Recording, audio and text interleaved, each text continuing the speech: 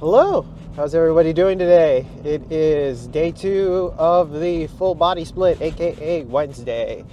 How's everyone out there? It is cold. Winter has hit hard right now, which sucks because it's just super cold in the mornings. It really hit all of a sudden. But anyways, thank you for tuning in. This is what is it? The workout briefing. Let's see. Body feels good. Woke up at 194. Not bad. Slowly shedding away all the excess from the Thanksgiving. Right knee feels a little tight, little tight, but we'll loosen her up before we start doing hack squats. Speaking about loosening up, actually, that's a good transition. Look at that. Basically, I was going to talk to you guys today about the things that I don't do on camera. So, like, some of the stuff that I do outside of, like, what is it, like what I record and stuff. So, like, for example, so one of the things that I like to do, I use grippers. What is it, like the what are they called? The Clash of Clans. Why am I thinking of Clash of Clans? The Captains of Crush. There you go. I was thinking CC. Captains of Crush. I use one of the iron one. What is it? The grippers. That's what it is. And it's pretty good. I use it 3 times a week. What is it? Yeah, 3 times a week. I just do it while I'm sitting on the computer, and then I just squeeze it, as you know, obviously as much as I can. I'm only at number 1. I have yet to actually finish squeezing it all the way, which is late, ma'am. Okay.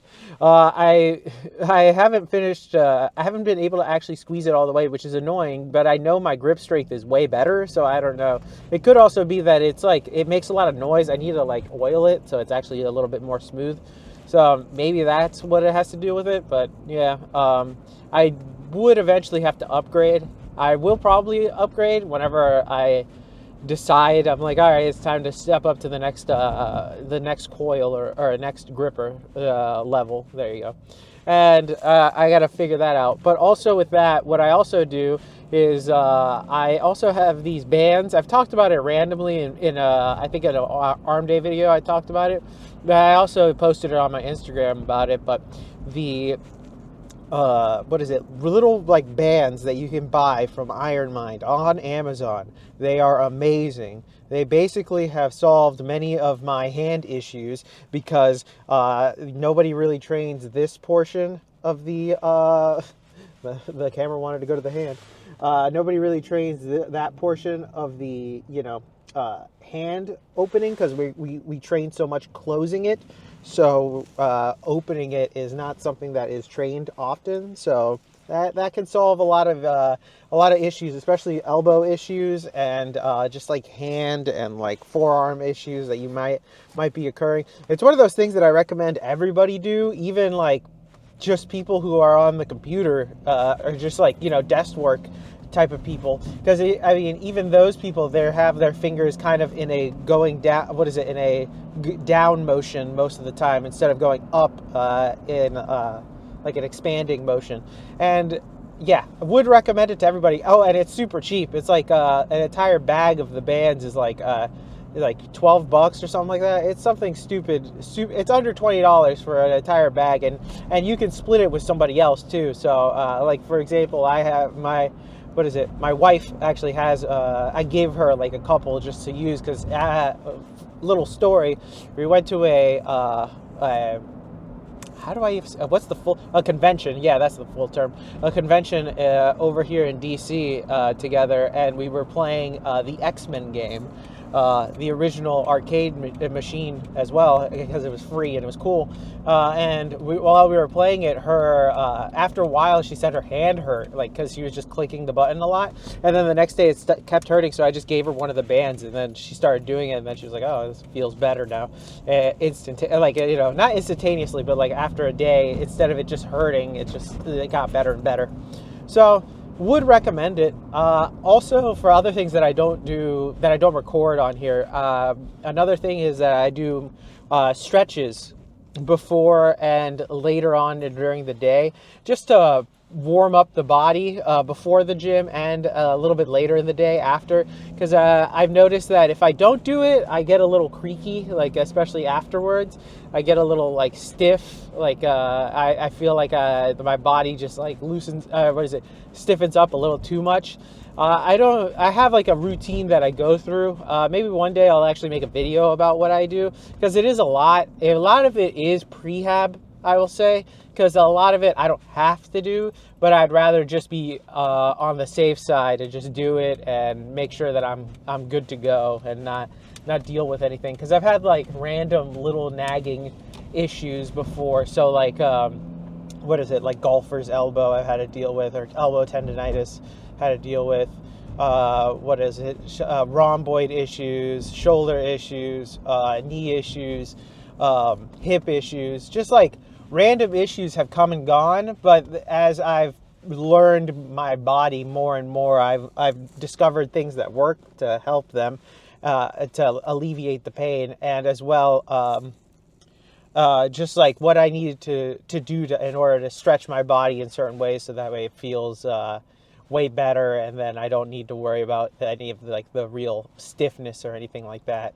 The only real like nagging issue that I will like probably never really get out of is my right quad is always just kind of iffy, but that's just because I think I pulled it twice. I'm 99% sure I pulled it once, so that one I know for a fact from last year. But I pulled it like in 2019, I think, as well, but I barely remember doing, like, I remember it happening, but it was such a long time ago now that I don't remember if it was my right leg or my left leg, but it was one of them, and I think it was my right leg, thinking about it now.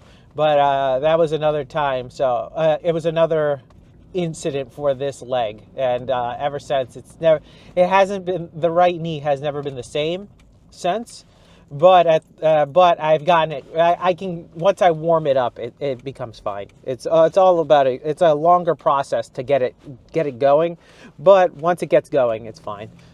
So, anyways, thank you for sticking around, because I will see you inside. All right. So first workout of the day, decline bench. I went up in weight here. I think I'm going to continue doing decline bench for a little bit, but I have determined that regular bench might be replaced for a little while, and or possibly replaced with incline bench, even though I don't know how that's going to go. Incline bench, as I said probably before, that I have a deep scar that runs on the top of my chest, basically, and because of that, it basically hurts after every time I do incline bench, so I haven't really trained my upper chest. It's lagging, but I don't know how to get around that, because usually before I could do it, but I don't have any fat there anymore, so it's a very interesting dilemma to have. But decline bench has been good to me. I haven't felt it have any issues like regular bench has, so I will try to keep it as long as I can, and I'm still progressing on it relatively well. Here we have the hack squats. Went up in weight as well. It sucks going up in weight like this and knowing the future, because I'm like, this is gonna keep going, and then I got sick. So yeah, thankfully I will probably end up doing the same weight when I come back from the sickness, but probably go in the lower end of the rep range. But these were pretty tough. I remember they were pretty brutal on my right leg, particularly since that's the one that I had. I had a tear a few years ago and a issue last year with it. So I always enjoy doing these as many as I can. I really do like hack squats, even though they are a bitch and a half. But the quads feel amazing right after, and it's just an immaculate sensation. And try to hold it on the last one, because I like being an asshole to myself. I always got to hold it on the last one. Usually out of breath, staring at the camera, thumbs up. I'm getting tired just even thinking about this. Trying to show off the quads here. I don't know how they'll keep this in. Probably won't. But I did.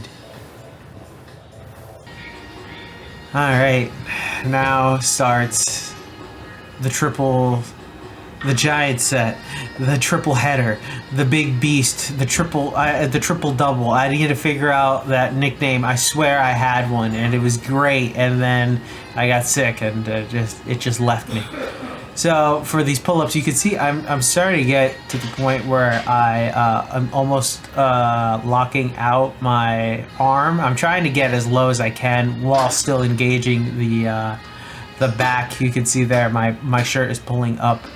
You know, you can see part of my stomach, and I will probably do a comparison video over time as to what my pull-up looks like before and after you know, time has progressed on it, and just getting lower and lower on them. Dips, I have, well, I guess I was planning on starting the weighted version of these soon, but I guess I'll wait an extra week before I start doing them weighted, since now I've reached the top of the range for 10, so I can do 3 for 10 basically. And I think, if I remember correctly, I think I will keep dips no matter what. I might replace bench with dips in the future. I'm not 100% sure about that, but dips usually are fine on my everything, like my shoulder and my chest and triceps. I don't really, well, I feel it, but I don't really, it doesn't cause any pain like bench has been recently. So I guess in general, bench has been, and also it has installed, so I want to keep this going as much as I can. And then finally, the knee raises. As you can see here, I'm exhausted. This is so tiring. I actually genuinely don't know why I do this to myself, but at the same time, I feel like this has probably grown me the most, and I can't turn my back on calisthenics, because calisthenics is really how people get a good chunk of their size. If you look at calisthenics people, they are usually jacked and stacked. Lower body is, you know, middling, but that's understandable. So here, starting the knee raises, and I wish, like, seeing it done now, it makes me want to do a better job on holding the eccentric or the negative, make it go even slower, because I feel like I could milk more ab gains via doing it even slower. And it's like one of those things that you don't notice it while it's happening, but while looking back on it when it's recorded, then you can see what's going on. And I could definitely have gone slower on these at the end here. You can see that I'm slowing them down because I know I'm nearing the end, but I could have done a little bit more before that. And it's just skull emoji. Okay, here we have the pronation curls, which right now, a spoiler alert to a future episode of the Hypertrophy Odyssey, have been replaced with something else, which we will talk about when we get to that bridge. But these, pretty good. I started on my left hand this time because my left hand was weaker than my right hand, and now I realized, oh hey, maybe I should start on the weaker hand, try to get as many reps, and then equate it to the other arm. So I did that for this, it really took me this long to actually implement something that I saw was an issue and was like, oh yeah, maybe I should just change it out as being big Dumbo. But it is what it is, and you live and you learn. Guy next to me on the machine. Always don't like recording people. If I can avoid recording people, I try to, but sometimes it just happens. This also possible reason why my right bicep has been randomly hurting, but I think it's what it is, but I'm not 100% only blaming this. I think my right bicep, I wouldn't say it has always given me issues, but it's given me random issues, so it's something that I need to look out for. And possibly I might do like a little bit of a video series about training the, what is it? I might do a little bit of a video series about bicep tendonitis and trying to get rid of that, because that's also what might be the issue as well. Oh, ode to calf raises. I want to, like, at this point, I want to do something each time I talk about these. I want to, like, I almost want to, like, make challenges where I just, like, I don't know, I talk about it without using the letter E, or like something like where each sentence starts with a C or something like that. Something creative, because at this point, I don't know what else to say except for calves are important, and I have to reiterate that a billion times. And I do them every single time. And then we have the rising curls, final, what is it, possible final time. Do you see them on here for a little, well, at least for a little bit. I do plan on doing them. I think we'll probably end up doing them on arm days and Saturdays, just to make one of the 2-3 sets that I do a giant set, and include these movements. Although they won't be as heavy as I have here, because I don't have, like, I think I have like 10 pounds in, like, free weights at home, so it's not nearly as much as I could get here. Also starting with the left hand and then moving on to the right hand, like I should have been doing for the entire time I'm doing this, but I did not. But I do enjoy doing these a lot. Forearm pump, immaculate. Would recommend this to anybody.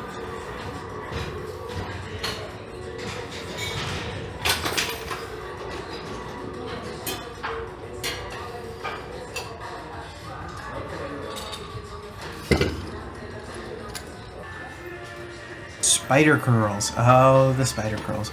Love doing spider curls. Bringing up the weight, because there's one time where I threw it up at the top and then it slipped through. So, gotta bring it up. At this point, I think the gym was starting to get packed. I remember that. I had to move the camera a couple times during these. Love doing these spider curls. Really, really enjoy them. Would recommend it to everybody. I personally don't like doing them with the dumbbells. I feel like it's just a little weird. It gets in the way too much personally. I just don't like how much like the size of them make them all funky for me. But really enjoy doing these a lot with the easy bar. They don't hurt. And then here are some partials at the end here, reach failure, and just hold one static hold. I like doing one static hold, and then the dropping of the weight. I try not to do that too loud or too high up, just like just try to get it off of me. I also roll up my sleeves for these, just to look at the biceps while they're working. And then we have shoulder shrugs. I love shoulder shrugs. I use the straps, so the grip is not a limiting factor on these. I don't. I got to the point where grip was an issue for a little bit, then I just started using the straps, and there you go. I am big on just getting the weight up on these and not doing the holds. It didn't really do much of a difference for me, just like holding it versus shrugging it up with all of my might. Although I know that some people, it works better if they hold it, or you know, if they, go a little bit longer on the eccentric and then hold at the top. For me, it works fine without it. I feel like I'm still getting enough stimulus without doing that. And then the stretch at the bottom. And then hip abduction. I actually added this in somewhat of a angry fashion, because I was pissed off that the hip adduction machine was still broken, and spoiler alert, it's still broken. And so I just decided to add these, because I'm like, all right, I might as well do something of these two, and I wanted to add something else, lower body. I'm thinking about maybe switching this with the occasional seated leg curl. I had completely forgot about what that was called, but I do need that in order to train that little bit of the hamstring that doesn't get hit by RDLs or deadlifts. So need to possibly implement that. Just did that. Also only did 2 sets of this because, oh my god, my ass was on fire. All right, workout debriefing. Exercises not filmed. I did some leg raises, there you go, and some dead hangs. Nothing too crazy, just a little bit, get a blood flow and stuff. I gotta say whatnot, because I was gonna say it, but anyways. Exercises skipped. I think I skipped none, actually, technically. I replaced whatchamacallit. I replaced the hip adduction with hip abduction, if I pronounce it correctly or if I'm remembering right. So for those who say it in another way, I replaced the good girl machine with the bad girl machine, and that's how I wrote it in my spreadsheet because I'm too lazy to write the difference between the two. But I only did 2 sets of them. I'll explain. I probably already explained why. Anyways. So to go back a little bit as to what I was talking about earlier about things that I do outside of the gym that I don't really record on here, or actually also at the gym. I don't record the warm-ups mostly because there's no point in me just showing you that I warm up before certain lifts. Makes 0 sense. I think I don't warm up on every single lift. So for example, like the calisthenics work that I do, I don't warm up for that really. I'm already kind of warm, but like any barbell movement, I definitely have warm-ups. No warm-ups on like something like the spider curls, although I probably should. That is something that I should probably start doing, but I haven't felt the need to warm up for it yet. But I feel like I'm going to get into that territory soon of like weights that are like starting to get a little funky. So I got to like even do like a small warm up for it. But also as well, I feel like my biceps get a warm up from the pull-ups because I do them neutral grip style. So, you know, it'll be something to mess around with. Nothing too crazy. I try not to take too long on them because obviously I just want to get to the working set. I already spend a shitload of time at the gym, so that is that. And then as well, there is something I completely forgot that I do I have a thing called the Donnie Thompson bow tie, which is basically a back brace that I put on every once in a while at night when I'm like just relaxing. I'll put it on because I just want to have something to brace my back because I've had terrible back posture for years, and by like years I mean like probably like 29 out of my 30 years, and maybe even 30 years realistic. Yeah, probably like when I was like 1, I probably didn't have bad posture, honestly. But anyways, yeah. So because of the bad posture, I put that on for like half an hour or so. And it's just something extra. I would recommend it, but if you use it, I would say make sure that you have somebody else help you put it on, because you cannot put it on correctly by yourself. It is tight and hard as fuck to move. So that's just another example, or another like thing that I do outside that I don't really talk about, or haven't really talked about anywhere else, honestly. I've occasionally used it while like on a computer. I've noticed that whenever I use it for too long, my arms start going numb, which is not a fun thing, and also probably not necessarily that good.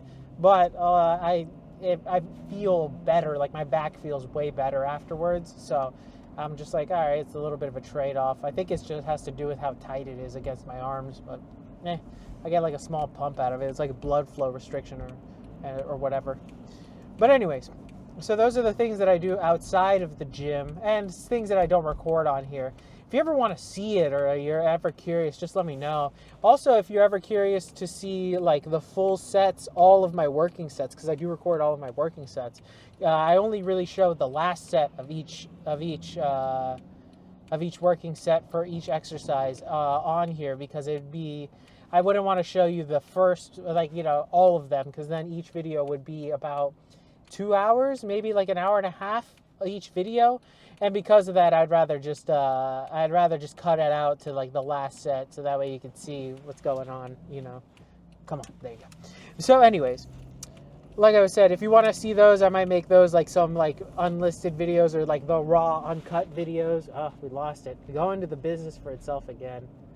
Subject lost. I'm literally right in the corner. Anyways.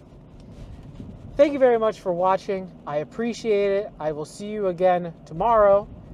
Go to the gym if you haven't. Go work out. And good luck. God bless. I'll see you later.